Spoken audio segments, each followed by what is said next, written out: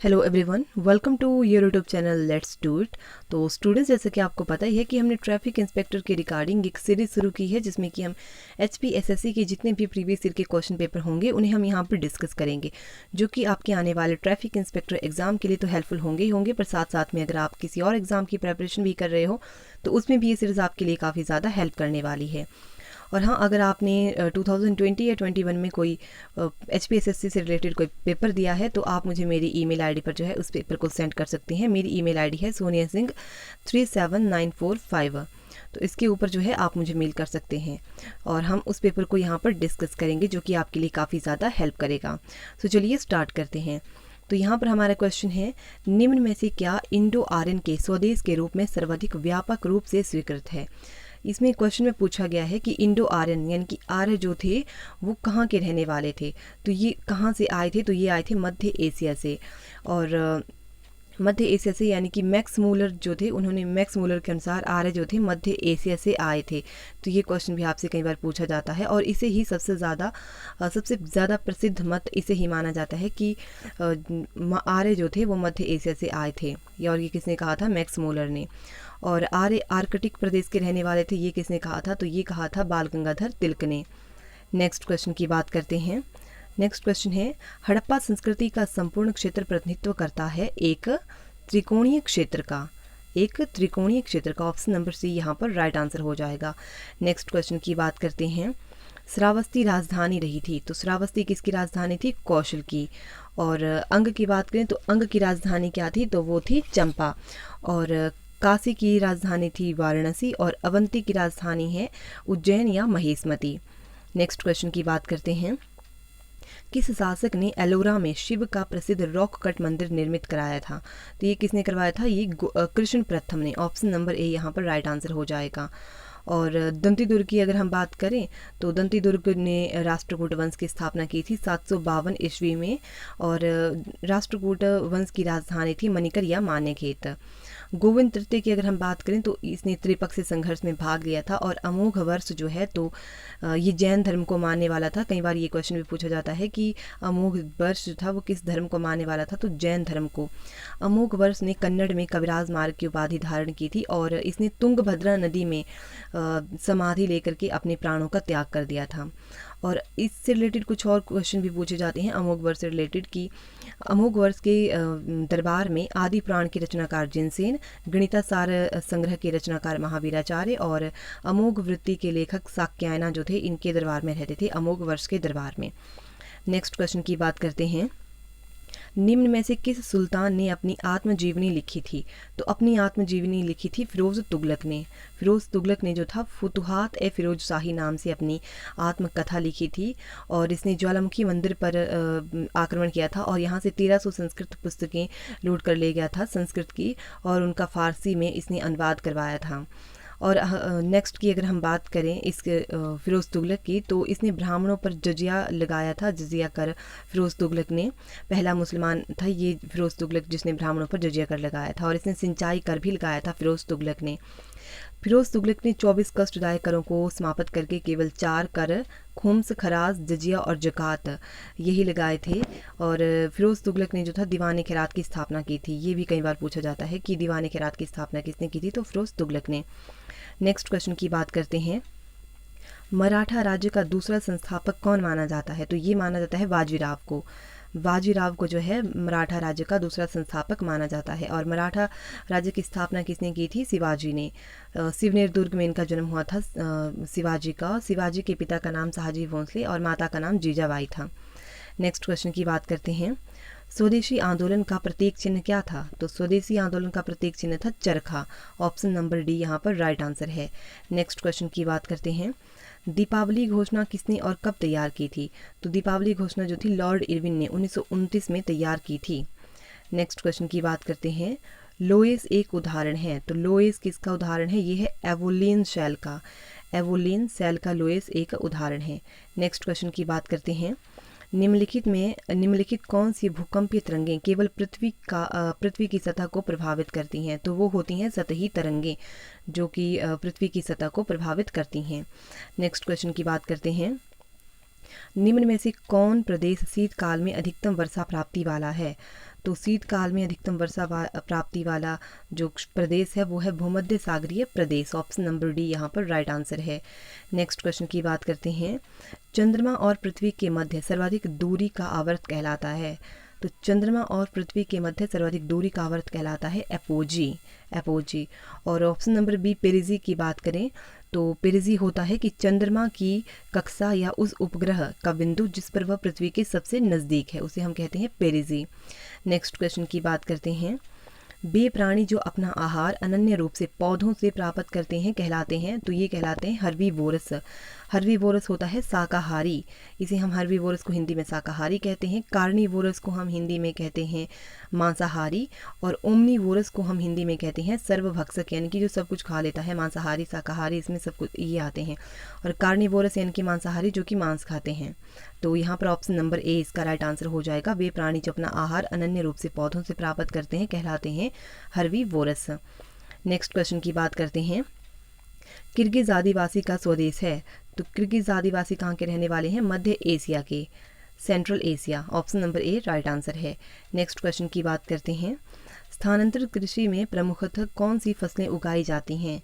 तो स्थानांतरित कृषि में कौन सी फसलें उगाई जाती हैं? तो ये होती हैं खाद्य फसलें। ऑप्शन नंबर ए यहाँ पर राइट आंसर है। नेक्स्ट क्वेश्चन की बात करते हैं। नागटीवा पर्वतमाला है? तो नागटीवा पर्वतमाला है लघु हिमालय की। ऑप्शन नंबर ए यहाँ पर राइट आंसर है। नेक्स्ट क्वेश्चन है। कौन सी नदी दक्षिणी टेबल लैंड को उत्तरी भारत से विभाजित करती है? तो ये कौन सी नदी है? ये है नर्मदा नदी। ऑप्शन नंबर डी यहाँ पर राइट आंसर है। अगर हम नर्मदा नदी की बात करें तो नर्मदा नदी जो है ये अरब सागर में जल गिराने वाली नदियों में सबसे लंबी नदी है नर्मदा नदी।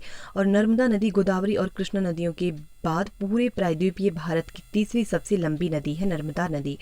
नर्मदा नदी जो है ये मैकाल पहाड़ी पर स्थित अमरकंटक चोटी से निकलकर पश्चिम में अपनी भ्रंश घाटी में प्रवाहित होती है। तो कहाँ पर? अपनी भ्रंश घाटी में प्रवाहित होती है नर्मदा नदी, और भस्य या भड़ौच के पास खंबात की खाड़ी में गिरकर अपना मुहाना बनाती है। तो यहाँ पर क्या है? भस्य या भड़ौच के पास ये अपना मुहाना बनाती है। इसके बारे में और बात करते हैं कि मध्य प्रदेश का प्रमुख शहर जबलपुर और गुजरात का भड़ौच नर्मदा नदी के तट पर स्थित है। मध्य प्रदेश का प्रमुख शहर है जबलपुर और गुजरात का भड़ौच कहाँ पर है? नर्मदा नदी के तट पर है। नेक्स्ट क्वेश्चन की बात करते हैं।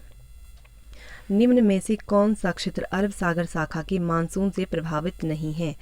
तो ये कौन सा नहीं है? तो ये है पंजाब का मैदान।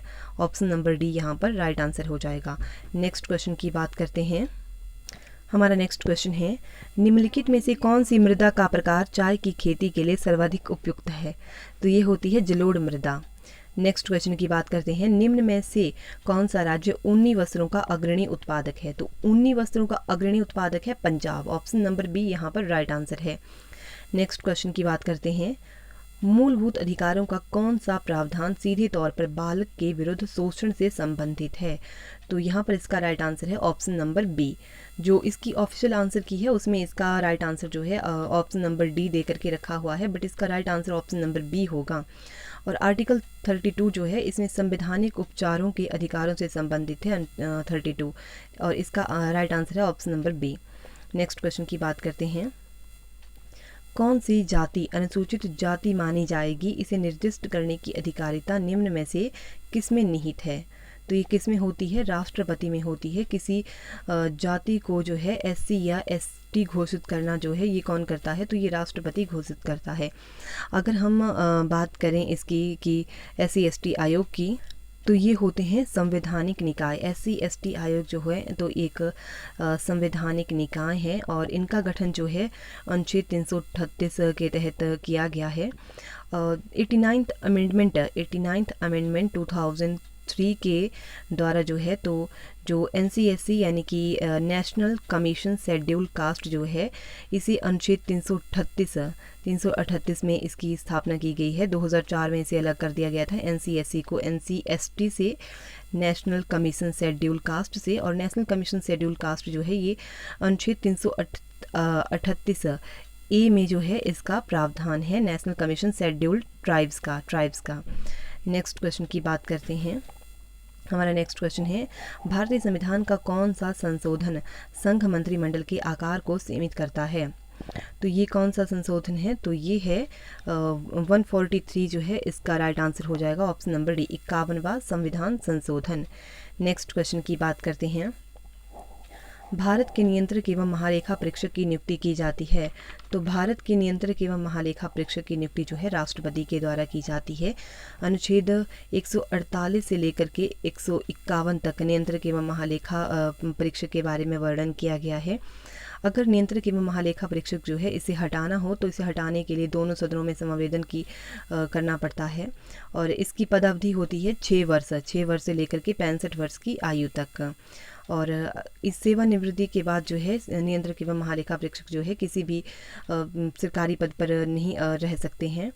और इसे जो है नियंत्रक एवं महालेखा परीक्षक को सार्वजनिक धन का संरक्षक कहा जाता है। ये क्वेश्चन भी कई बार पूछा जाता है कि सार्वजनिक धन का संरक्षक किसे कहा जाता है? तो नियंत्रक एवं महालेखा परीक्षक को। नेक्स्ट क्वेश्चन की बात करते हैं। नेक्स्ट क्वेश्चन है, निम्न में से कौन सा विधेयक भारतीय संसद के प्रत्येक सदन के द्वारा पृथक पृथक विशेष बहुमत से पारित किया जाना आवश्यक है? तो ये कौन सा होता है? ये होता है संविधान संशोधन विधेयक। ऑप्शन नंबर डी जो है यहाँ पर राइट आंसर हो जाएगा। और नेक्स्ट क्वेश्चन की बात करते हैं। यहाँ पर भारत के राष्ट्रपति तथा उपराष्ट्रपति के चुनाव संबंधी विवाद का निर्णय किया जाता है। तो ये कहाँ पर किया जाता है? ये किया जाता है सर्वोच्च न्यायालय में। भारत के राष्ट्रपति और उपराष्ट्रपति के चुनाव संबंधित विवाद का निर्णय किया जाता है सर्वोच्च न्यायालय द्वारा। नेक्स्ट क्वेश्चन है, NABARD was establish in which 5-ईयर प्लान? तो नाबार्ड की स्थापना जो थी किस पंचवर्षीय योजना में की गई थी? तो ये की गई थी 6ठी पंचवर्षीय योजना में नाबार्ड की स्थापना की गई थी। नाबार्ड की अगर हम बात करें इसकी फुल फॉर्म है national bank for agriculture and rural development.